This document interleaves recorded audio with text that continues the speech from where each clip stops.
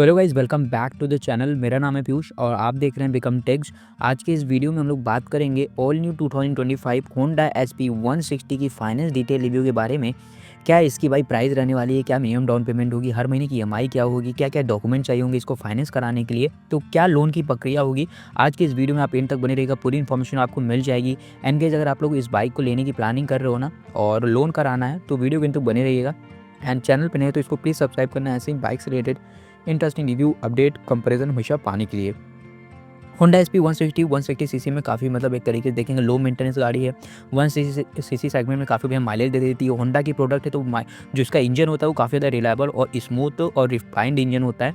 और भाई यहाँ पे आपको टोटल 2 वेरिएंट्स मिलते हैं, एक डिस्क एक ड्रम वेरिएंट, और टोटल 8 कलर ऑप्शन देखने को मिल जाते हैं।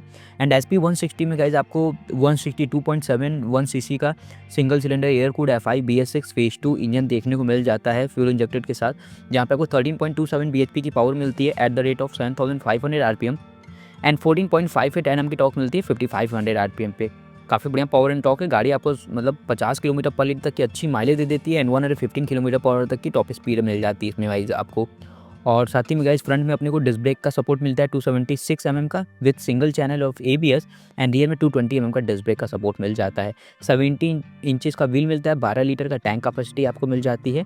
बाकी गाइस गाड़ी की सीट हाइट वगैरह भी काफ़ी बढ़िया है। 796 mm की सीट हाइट है, 177 mm की ग्राउंड क्लियरेंस के साथ आती है, तो शॉर्ट राइडर भी इसको ईजिली चला लेंगे, उनको कोई दिक्कत वगैरह नहीं होने वाली है भाई। आइए सबसे पहले हम लोग अगर इसकी प्राइस की बात करेंगे तो भाई इसकी ऑन रोड कीमत वाराणसी में 1,55,000 है एंड ऑन रोड प्राइस बिल्कुल डिफरेंट सिटी स्टेट में वेरी कर सकता है भाई। अब 1,55,000 इसकी जो प्राइस है तो इसके लिए क्या मिनिमम डाउन पेमेंट रहने वाली है, कम से कम डाउन पेमेंट, कम से कम EMI, और 1 साल से लेकर 5 साल तक की क्या EMI रहेगा, कितना आपको इंटरेस्ट एक्स्ट्रा पे करना होगा। आइए इसके बारे में हम लोग बात कर लेते हैं। तो सबसे पहले जो मिनिमम डाउन पेमेंट है भाई, जो मिनिमम डाउन पेमेंट है वो वेरी करता है आपके सिविल रिपोर्ट पे। आपका सिविल रिपोर्ट कैसा है, सिविल रिपोर्ट अगर आपका गाइस बढ़िया है तो मिनिमम डाउन पेमेंट से भी कम पेमेंट आप करोगे तो एक बार में फाइनेंसर गाड़ी को फाइनेंस करने के लिए रेडी हो जाता है। लेकिन अगर आपका सिविल रिपोर्ट भाई मतलब अप्रॉक्स 700 से भी कम है तो भाई वहाँ पे आपको थोड़ा सा मिनिमम डाउन पेमेंट में और पेमेंट ऐड करना होता है, ठीक है। फिर मिनिमम डाउन पेमेंट भाई अगर आपका सिविल रिपोर्ट सही है तो 20,000 दे के ये गाड़ी को आप बिल्कुल अपने घर लेके जा सकते हैं कम से कम। अगर किसी का भाई सिविल रिपोर्ट और बढ़िया है तो वो 16, 17, 18,000 भी देंगे तो बिल्कुल गाड़ी फाइनेंस हो जाएगी, कोई दिक्कत वाली बात नहीं है भाई।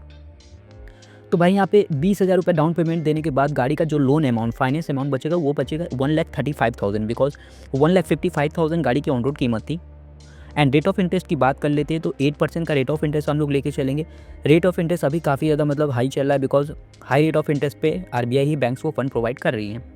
तो सबसे पहले 20,000 मिनिमम डाउन पेमेंट देने के बाद 8% का रेट ऑफ इंटरेस्ट है। अगर आप 1 साल का टेन्योर चूज़ करते हो जो लोन ड्यूरेशन है तो आपकी EMI मंथली EMI बनेगी 11,740 रुपये, और इसमें आपको टोटल इंटरेस्ट पूरे साल का देना पड़ेगा 5,921, मतलब पूरे गाड़ी के प्राइस के हिसाब से आपको एक्स्ट्रा अप्रॉक्स 6,000 रुपया ज़्यादा देना पड़ेगा।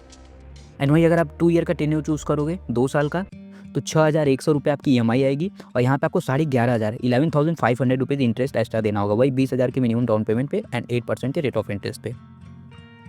वहीं अगर आप 3 ईयर का टेन्योर चूज़ करते हो तो 4,230 रुपीज़ की आपकी EMI बनेगी, और 17,295 रुपीज़ आपको इंटरेस्ट मतलब गाड़ी के प्राइस के हिसाब से एक्स्ट्रा देना होगा। मतलब 1,55,000 की गाड़ी है तो उसमें आप 17,000 प्लस कर दो, मतलब आपकी गाड़ी की जो प्राइस निकल के आ जाएगी वो अब निकल के आ जाएगी भाई 1,72,000।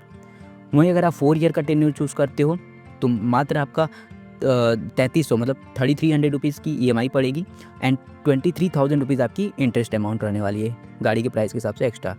वहीं अगर आप 5 ईयर का टेन्योर चूज़ करते हो तो 27,000 रुपीज़ आपकी पड़ेगी EMI, 2,700 सॉरी 2,700 रुपये की आपकी EMI पड़ेगी एंड 29,000 रुपीज़ की आपकी पड़ेगी interest, total interest payable amount. तो भाई यहाँ पे आप एक चीज़ माइंड में नोट करिएगा, आपको मैक्स टू मैक्स का टेन्योर नहीं चूज़ करना है, कम से कम टेन्योर चूज़ करिए जिसमें आप मतलब आपका काम भी हो जाए, कम से कम आप EMI भी पे करो, और कोशिश करो कि ज़्यादा से ज़्यादा डाउन पेमेंट दो, उसमें भी आप इंटरेस्ट बचा लोगे, और हमेशा रेट ऑफ इंटरेस्ट आगे वाले फाइनेंसर से कम करने की मांग जरूर करें। अब आइए बात कर लेते हैं क्या क्या डॉक्यूमेंट नेसेसरी होते हैं बाइक्स को फाइनेंस कराने के लिए। तो पहले की कंपैरिजन में गाइस अब काफ़ी ज़्यादा आसान हो गया है फाइनेंसर के लिए फाइनेंस करना, और जो कस्टमर होते हैं उनके लिए भी, बिकॉज पेपरलेस सारी काम होती हैं। सिर्फ आपके आधार कार्ड पैन कार्ड से बाइक फाइनेंस हो जाएगी, पासपोर्ट साइज़ फ़ोटो बस, सिविल रिपोर्ट अगर आपको बढ़िया है तो कोई भी आपको इनकम प्रूफ की ज़रूरत नहीं है। कोई मान लो इनकम प्रूफ है तो बहुत बढ़िया, सैलरी स्लिप वगैरह आप दे सकते हो, लेकिन आधार कार्ड पैन कार्ड से भी काम हो जाता है। ठीक है। सो गाइज़ ये था भाई फाइनेंस डिटेल रिव्यू अपनी होंडा एसपी 160 का। बाकी गाइज़ होप करता हूँ आप सब लोग को वीडियो इन्फॉर्मेटिव अच्छी लगी। वीडियो अच्छी लगी इसको लाइक करेगा, चैनल पे नए इसको सब्सक्राइब करेगा। मिलता हूँ गाइज़ नेक्स्ट वीडियो के साथ। Till then take care, bye bye.